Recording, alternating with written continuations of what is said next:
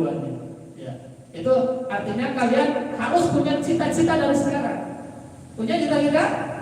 Punya impian? Ya, itu harus istiqomah dengan itu. Ya. Apa cita-citanya? Kuliah di Kairo. Kita doakan. Siapa namanya?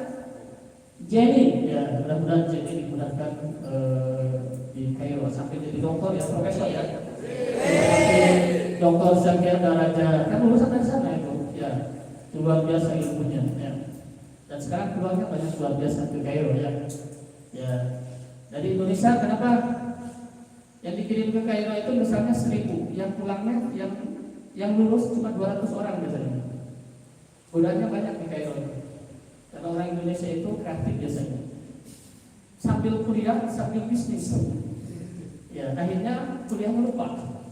Ya, itu salah satu tantangan di Mesir itu seperti itu. Ya, ada yang bisnis travel, ya, ada yang bisnis bagasi, ada yang bisnis makanan, restoran-restoran Indonesia banyak sekali di Mesir. Ya, di Kairo sana. Ya, akhirnya dia lupa dengan kuliahnya.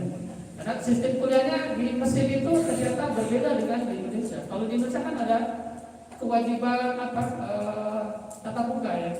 Jadi sana ya, dia boleh memilih non tatap muka. Ya.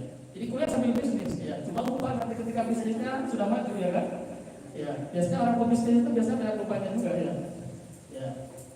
Oke, itu ya. Artinya kalian harus punya cita-cita. Ternyata Allah menjawab, ya Bapak di usia 52 tahun ini.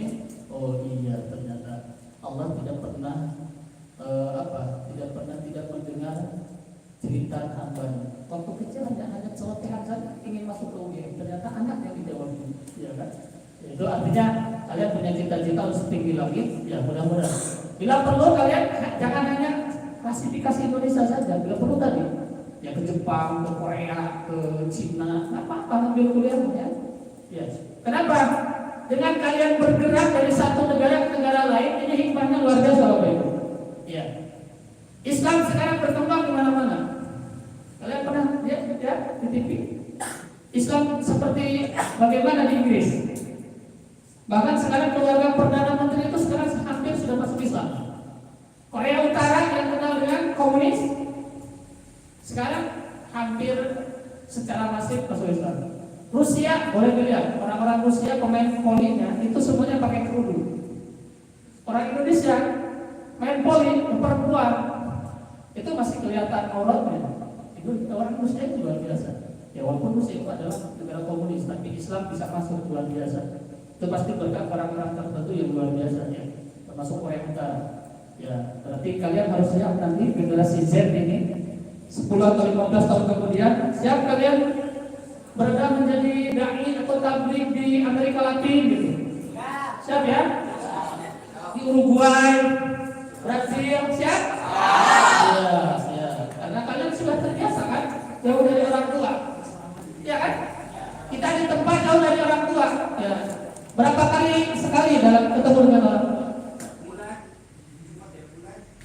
Berapa bulan sekali? 1 bulan masih ketemu ya? Ada yang pernah hanya 3 tahun ketemu cuma sama orang tua 1 kali ada? Yang dari Palembang tadi mana? Ya.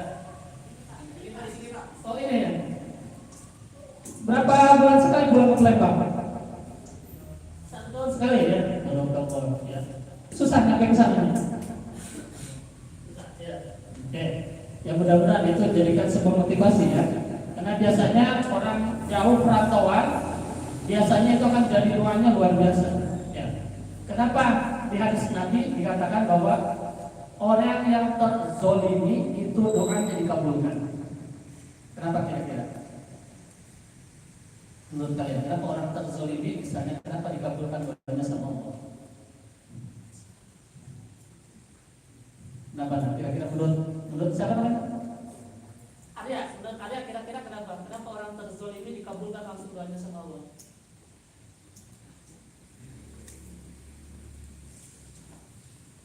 Siapa aja? Apa kira-kira? Satu kata aja. Oke, misalnya kalian, ya bukan kalian, benar. Terzolimi oleh sesuatu, Ketika orang terzolimi, kira-kira perasaan kalian seperti